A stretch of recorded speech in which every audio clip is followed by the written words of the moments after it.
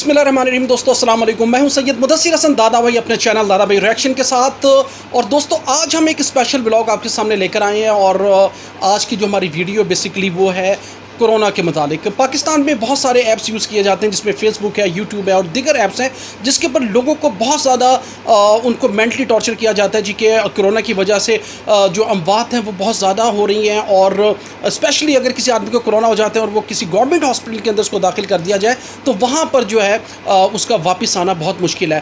तो ये बातें कितनी हक़ाइक़ पर मुश्किल है, उसमें कितनी सच्चाई है। तो आज हमारे साथ जिनका हम इंटरव्यू ले रहे हैं जनाब पीर सैयद नासिर हसन शाह साहब, आज हम उनसे पूछेंगे क्योंकि वो कोरोना का शिकार हो गए थे, वो गवर्नमेंट हॉस्पिटल में भी रहे, वहाँ पर उनके साथ ट्रीटमेंट भी हुई, अल्लाह का शुक्र है वो खैर ऑफिस से वापस भी आ गए।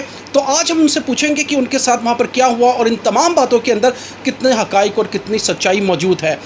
जी हमारे साथ मौजूद हैं जनाब पीर सैयद नासिर हसन शाह साहब। तो सर सबसे पहले अपना सेल्फ इंट्रोडक्शन करवाएं, उसके बाद इंशाल्लाह बात को जारी रखेंगे। मेरा नाम जनाब सैयद नासिर हसन है। मैं वापडा में assistant manager finance accounts and finance के तौर पर काम करता हूँ। ठीक है। और 4 जून को अनफॉर्चुनेटली मेरे साथ ये प्रॉब्लम हो गई थी और मैं फीवर का शिकार हो गया था और मैंने अपने आप को घर पर ही क्वारंटाइन किया हुआ था। ठीक है। लेकिन 14 जून को मुझे सैचुरेशन की प्रॉब्लम हुई और मुझे जो है इमीडिएटली घर से मूव करना पड़ा। और पहले मैं एक्सपो सेंटर गया। ठीक है। वहाँ मैंने जाकर उनसे बात की। उन्होंने कहा जनाब हमारे पास यहाँ पर सिर्फ आइसोलेशन किया जाता है, जो कोरोना पेशेंट्स हैं उनका आइसोलेशन का अरेंजमेंट है। ठीक है। उसके बाद मैं वापडा हॉस्पिटल गया। वापडा हॉस्पिटल में मेरे साथ बड़ा ही अच्छा एटीट्यूड इख्तियार किया गया। वहाँ की इंतज़ामिया ने, वहाँ के जो एमरजेंसी डॉक्टर्स थे उन्होंने मुझे फौरी तौर पर मियाँ हॉस्पिटल रेफ़र किया और साथ ही मुझे एम्बुलेंस प्रोवाइड की गई। ठीक है। मैं मियाँ हॉस्पिटल गया। मियाँ हॉस्पिटल का एमरजेंसी यूनिट जब मैंने देखा वहाँ यकीनी तौर पर बहुत ज़्यादा रश था और एमरजेंसी थी, बहुत लोग थे, पेशेंट्स की बहुत ज़्यादा तादाद जो थी वो ट्रीटमेंट लेना चाहती थी। और कुछ तगो-दो के बाद मुझे भी उन्होंने ट्रीटमेंट दिया और मैं ये समझता हूँ कि मुझे कोई प्रॉब्लम नहीं हुई। और उन डॉक्टर्स का जो एटीट्यूड था, जैसा कि लोग बता रहे हैं या सुनने में आ रहा है, ऐसा नहीं है बिल्कुल कि जी के एटीट्यूड नेगेटिव है या वो ट्रीटमेंट नहीं दे रहे। ठीक है। ऐसा कुछ नहीं था।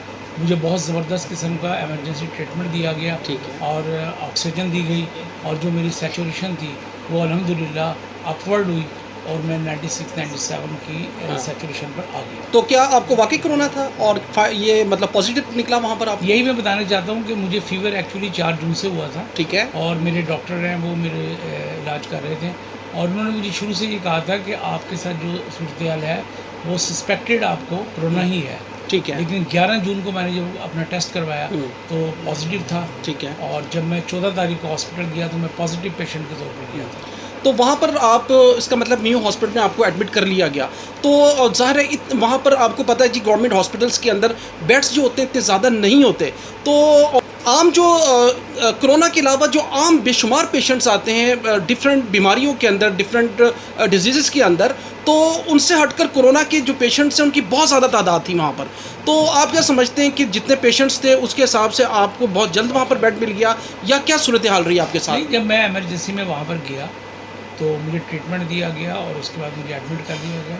कोरोना सेंटर बनाया गया है, बहुत ज़बरदस्त बिल्डिंग है, 3 मंजिला बिल्डिंग है जो बकौल कुछ अरसे पहले ही इस बिल्डिंग को बनाया गया था। और मैं वहाँ पर 2nd फ्लोर पर था।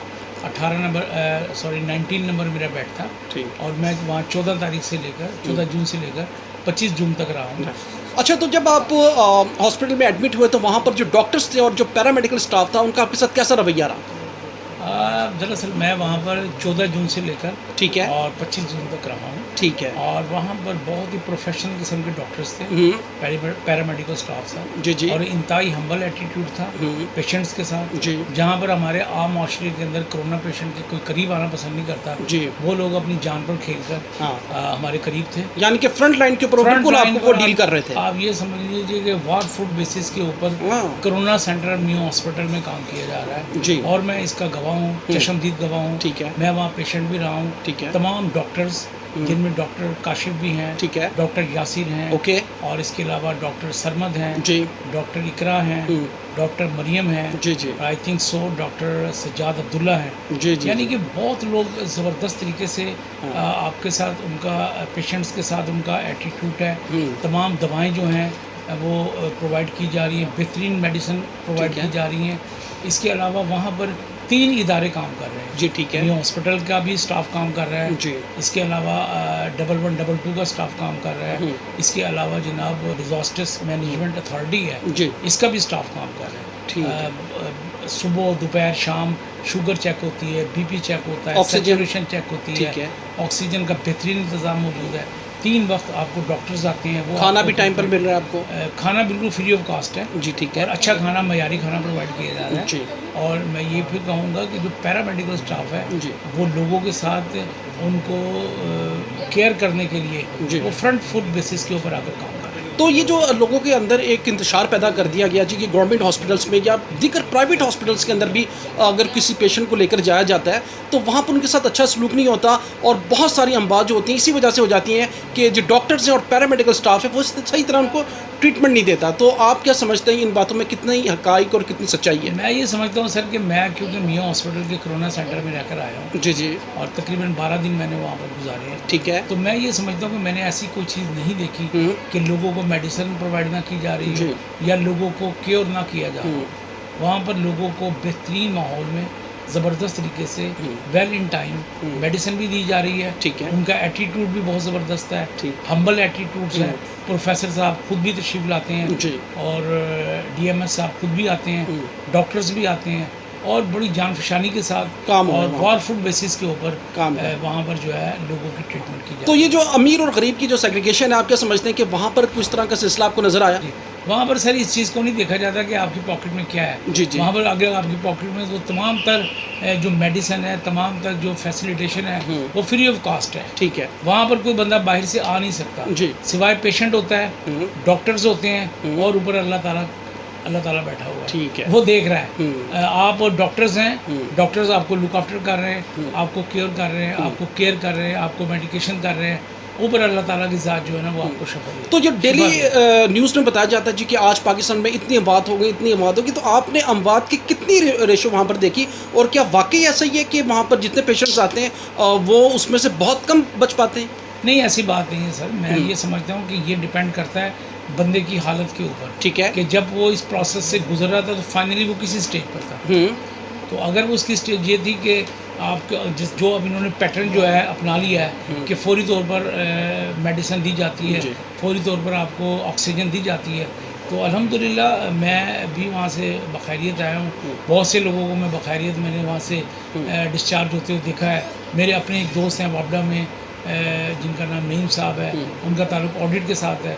जब मैं पहुंचा वो भी बखैर वाफियत अपने घर गए थे और मैं भी अल्हम्दुलिल्लाह नेगेटिव टेस्ट के साथ अपने घर पर आया हूँ।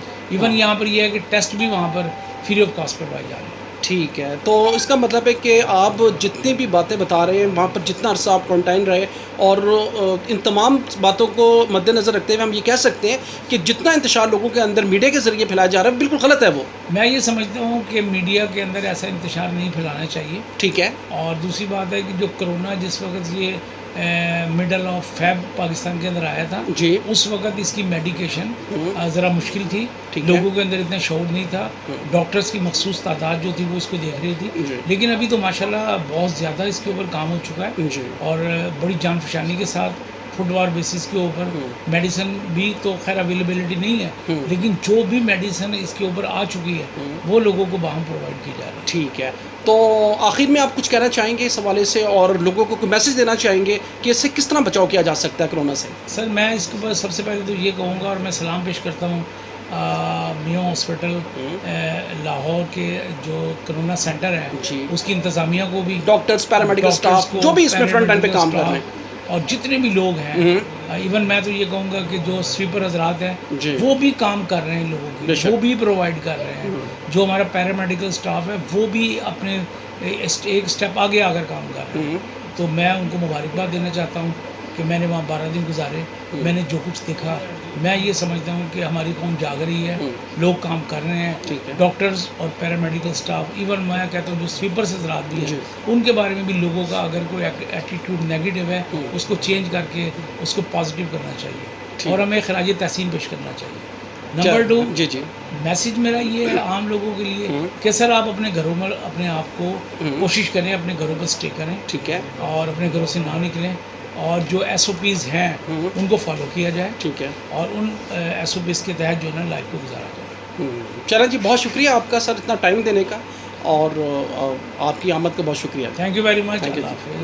दोस्तों ये थे हमारे साथ पीर सैयद नासिर हसन शाह साहब, और आपने इनके कमेंट्स सुने, और जो कोरोना के मुतालिक इनकी राय थी वो आपने सुनी, और जो लोगों के अंदर मीडिया के ज़रिए जो इंतशार पैदा किया जाता है वो बिल्कुल इसके मुखालिफ बात कर रहे थे। तो यकीनन जो लोग वहाँ से होकर आते हैं स्पेशली गवर्नमेंट हॉस्पिटल से, तो वो आकर आपको सही बताएंगे कि वहाँ पर उनके साथ क्या हुआ, और न्यू हॉस्पिटल लाहौर के अंदर जो उन्होंने ट्रीटमेंट बताई है वो काबिल एहतराम भी है, और उसको हम अप्रिशिएट भी करते हैं। और इसके साथ ही मैं देखें सिर्फ ये नहीं है कि आम आवाम जो है वो कोरोना का शिकार हो रही है, अमवात का शिकार हो रही है, बहुत सारे डॉक्टर्स हैं, बहुत सारा पैरामेडिकल स्टाफ है जो कोरोना की वजह से जो है वो मौत का शिकार हो चुका। हमारी अल्लाह ताला से दुआ है कि जितने भी डॉक्टर्स हैं, जितना पैरामेडिकल स्टाफ है, और जितने भी लोग बिलखसूस पाकिस्तान के अंदर, पूरी दुनिया के अंदर कोरोना का शिकार हो चुके हैं, अल्लाह ताला जो है बिलखसूस जो मुसलमीन थे उन सब की मग़फ़िरत फरमाए, और पाकिस्तान से जो है इसको जल्द से जल्द ख़त्म करने की अल्लाह ताला जो है वो हम सबको तौफ़ीक अता फरमाए। और इसके साथ ही दुआ गो है कि पाकिस्तान के अंदर और स्पेशली पूरे वर्ल्ड के अंदर जो एक इन्वायरमेंट पैदा हो चुका है कोरोना की वजह से, और लाइफ जो है वो बिल्कुल जो स्टक हो चुकी है, अल्लाह ताला जो है इसको जल्द से जल्द इस वबा को, इस बीमारी को हमसे दूर कर दे। और इसके साथ ही ज़रूर बताइएगा कि आज का हमारा ये सेगमेंट आपको कैसा लगा, हमारा ये ब्लॉग आपको कैसा लगा, और अपने कमेंट सेक्शंस के अंदर ज़रूर अपनी राय दिया करें, और हमारे चैनल दादा भाई रिएक्शन को ज़रूर सब्सक्राइब करें ताकि हमारी तमाम वीडियोस आपको टाइम टू टाइम मिलते रहें। इसके साथ ही मुझे सैयद मुदस्सिर हसन दादा भाई को इजाज़त दें, दुआ में याद रखें। वस्सलामु अलैकुम वरहमतुल्लाहि वबरकातुहू।